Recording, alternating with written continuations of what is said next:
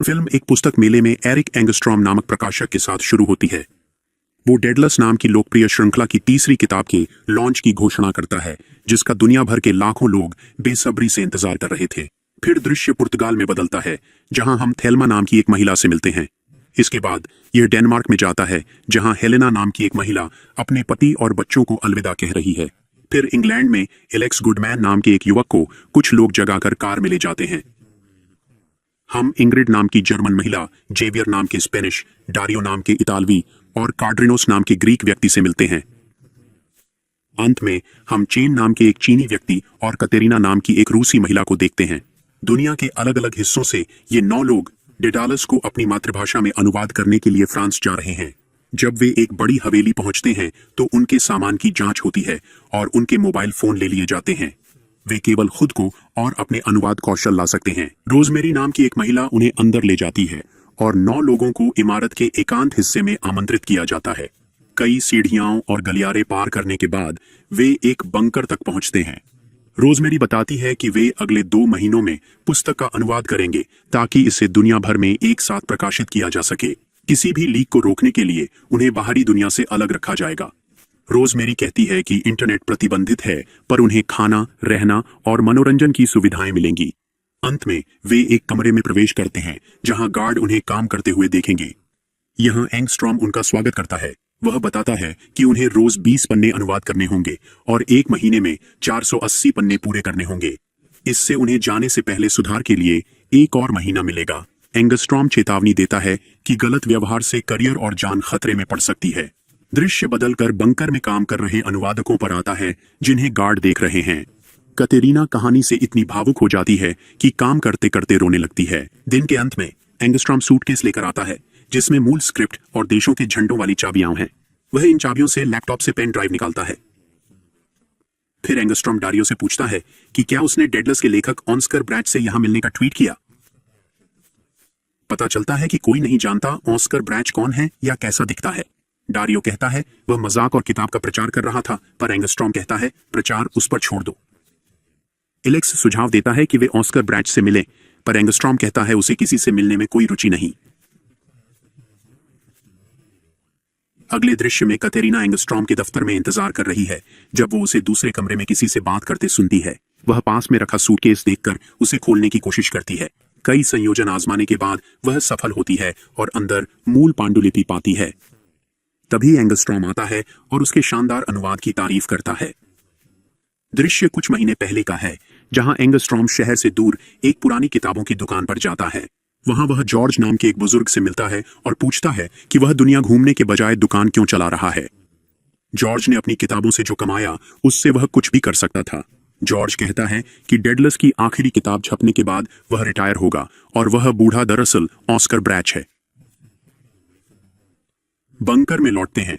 कुछ दिन बीत चुके हैं और अनुवादक मौज मस्ती कर रहे हैं, एक दूसरे से घुल मिल गए हैं।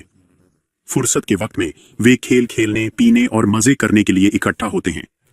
रात में एंगस्ट्रॉम खाना खा रहा है, तभी उसे अचानक एक मैसेज आता है। वह संदेश देखकर क्रोधित हो जाता है और तुरंत सभी अनुवादकों को बुलाता है। पता चलता है कि किसी ने स्क्रिप्ट चुराकर डेडलस के पहले 10 पन्ने प्रकाशित कर दिए हैं। चोर 25 घंटे में 5 मिलियन यूरो मांग रहा है, वरना 100 पन्ने प्रकाशित करने की धमकी दे रहा है।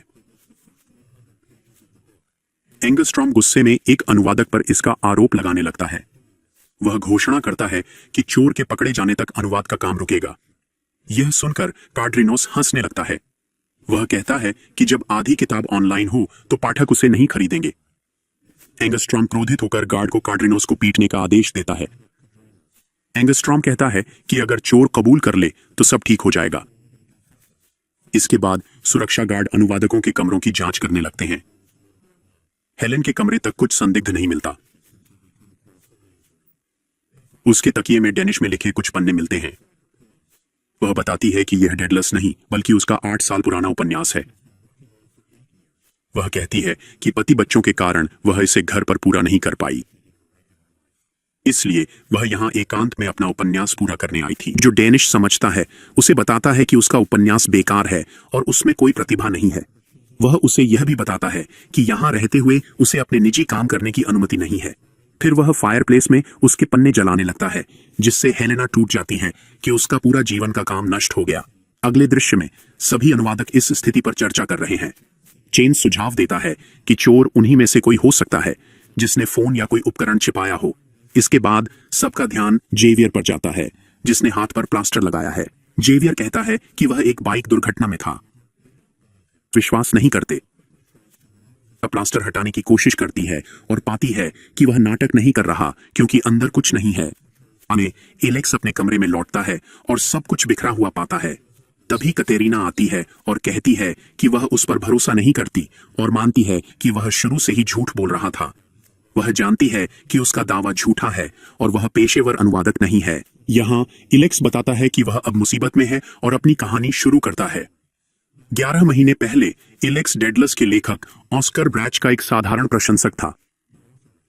तब एलेक्स ने जानबूझकर वॉल्यूम 1 स्टो का बेहतर अनुवाद किया ताकि ऑस्कर ब्रैच से मिल सके।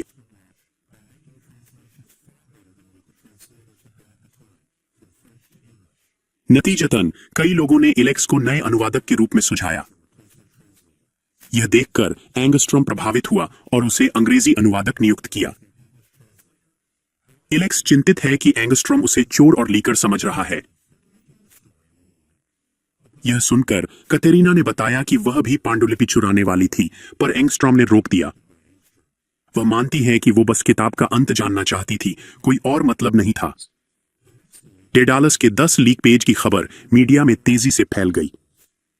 इधर बंकर में एंगस्ट्रॉम ने सभी अनुवादकों को इकट्ठा कर उन्हें कपड़े उतारने पर मजबूर किया।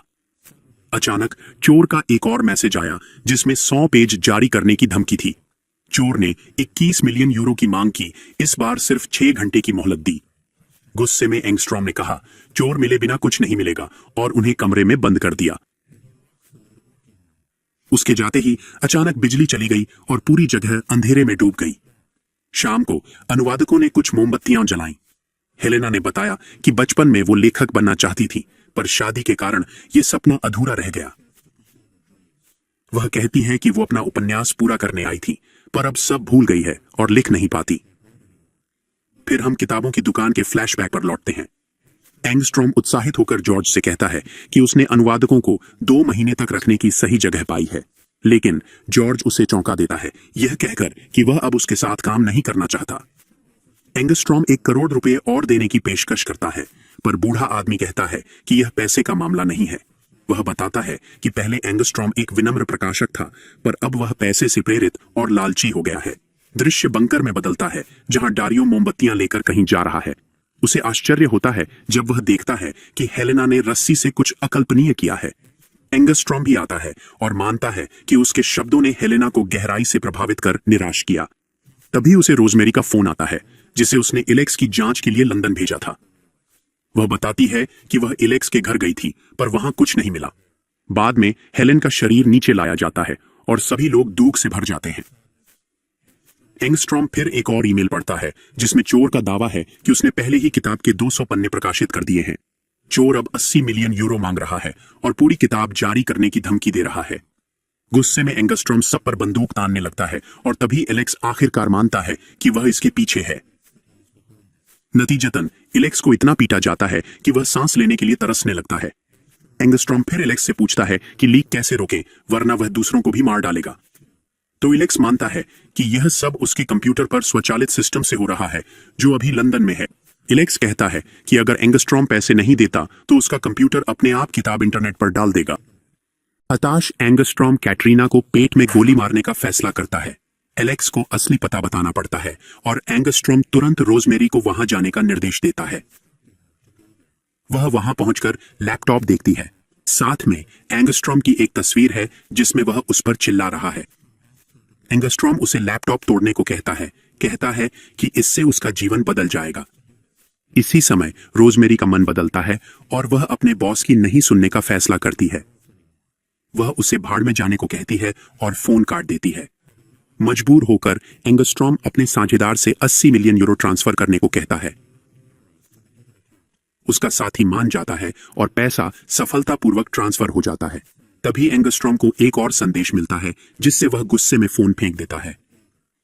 डारियो फोन उठाता है और पता चलता है कि पैसे भेजने के बावजूद किताब प्रकाशित हो गई है। निराश होकर एंगस्ट्रॉम सीधे एलेक्स पर गोली चलाता है। यह देखकर गार्ड आखिरकार बॉस को रोकते और पुलिस को बुलाते हैं। अनुवादक एलेक्स के पास जमा होते हैं और आश्चर्य से उसे सुरक्षित पाते हैं। पता चला कि उसकी जैकेट में छिपी किताब ने उसे गोली से बचा लिया। कुछ देर बाद एंगस्ट्रॉम गिरफ्तार हो जाता है और कैटरीना अस्पताल पहुंचती है। कैटरीना का गंभीरता से इलाज हो रहा है क्योंकि वह खून बहने से नाजुक स्थिति में है। यह देखकर एलेक्स पुलिस स्टेशन जाने का फैसला करता है। जेल में एंगस्ट्रॉम 80 मिलियन यूरो के बारे में पूछता है, पर एलेक्स चुप रहता है। एंगस्ट्रॉम कहता है कि लंदन में पहली मुलाकात में एलेक्स ने डेडलस की तीसरी किताब का पहला वाक्य बताया था। पांडुलिपि चोरी से पहले ही वह पूछता है कि उसने ऐसा कैसे किया। जवाब में एलेक्स उठकर अपना माइक्रोफोन ढक देता है। वह चौंकाते हुए बताता है कि उसने ही उपन्यास लिखा है और वह ऑस्कर ब्रैच है। फ्लैशबैक में हम देखते हैं कि एलेक्स बचपन में अक्सर जॉर्ज की किताबों की दुकान जाता था। वह दुकान में बूढ़े आदमी की मदद करता था और दोनों बहुत करीब थे। एलेक्स के माता पिता तलाकशुदा थे, इसलिए उसे जॉर्ज की दुकान में सुकून मिलता था। जब एलेक्स बड़ा हुआ और डेडलस लिखा, जॉर्ज ने उसे प्रकाशित करने को कहा। एलेक्स अनिश्चित था, उसने कभी लेखक बनने की नहीं सोची थी। जॉर्ज के आग्रह पर एलेक्स ने शर्त रखी कि जॉर्ज खुद को लेखक बताएगा। 2 किताबें छपने के बाद एलेक्स एंगस्ट्रॉम के लालच से निराश हो गया। एंगस्ट्रॉम अनुवादकों को बंद करेगा, वह टूट गया। एलेक्स ने जॉर्ज से कहा कि एंगस्ट्रॉम से नाता तोड़ नया प्रकाशक ढूंढे। जब एंगस्ट्रॉम ने तीसरी किताब की घोषणा की, एलेक्स हैरान था क्योंकि यह नहीं होना था। वर्तमान में एलेक्स बताता है कि उसने पांडुलिपि नहीं चुराई क्योंकि वह खुद लेखक है। एंगस्ट्रॉम के पास चुराने के लिए कुछ था ही नहीं। एलेक्स ने 80 मिलियन यूरो एंगस्ट्रॉम को वापस भेज दिए ताकि पुलिस उसे सब कुछ का जिम्मेदार ठहराए, जिसमें अनुवादकों को प्रचार के लिए बंधक बनाना भी शामिल था। एलेक्स माइक से हाथ हटाता है और एंगस्ट्रॉम गुस्से में कहता है कि वह असली ऑस्कर ब्रैच नहीं है क्योंकि उसने उसे मार डाला था। एंगस्ट्रॉम बताता है कि उसने जॉर्ज को सीढ़ियों से धक्का देकर मारा जब उसने साथ काम करने से मना किया और पांडुलिपि चुराकर दुकान में आग लगा दी। इस नई जानकारी से पुलिस हैरान रह जाती है। अंतिम दृश्य में एंगस्ट्रॉम एलेक्स पर हमला करने की कोशिश करता है, लेकिन पुलिस उसे वापस सेल में ले जाती है। एलेक्स जेल छोड़कर जाता है, जॉर्ज के साथ बिताए पलों को याद करते हुए। एलेक्स, जो वास्तव में ऑस्कर ब्रैच था, संतुष्ट महसूस करता है। डेडलस की तीसरी किताब के मुनाफे की खुशी उस संतोष से कम है जो एलेक्स को एंगस्ट्रॉम को जेल भेजकर मिला है। देखने के लिए धन्यवाद। सब्सक्राइब करना न भूलें। अगले वीडियो में मिलते हैं।